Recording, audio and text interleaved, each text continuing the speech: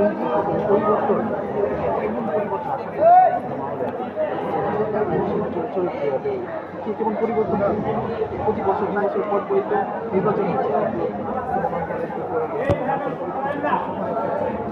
Cinema হলগুলো তো আসলে আমাদের যে মাননীয় প্রধানমন্ত্রী তার দৃষ্টি আকর্ষণ করলে একটু ভালো হয়। সিনেমা হলগুলো বাড়বে, উনি যদি আমাদের দিকে যদি একটু তাকায় তাহলে সিনেমা হলগুলো বাড়বে, আমাদের শিল্পীদের কাজগুলো বেড়ে যাবে। সিনেমা হলে সেই জনসংযোগটা আপনারা কি এখনো আশা করেন? এটা তো আশা করি, কিন্তু এটা আসবে না, আসলে এই দিনটা আসবে না। আমরা আশা করি যে ওই দিনটার আশা করি, ওই দিনটা আসবে, আমরা কাজ করব সবাই মিলে একসাথে, কিন্তু আসলে ওই দিনটা আসবে না।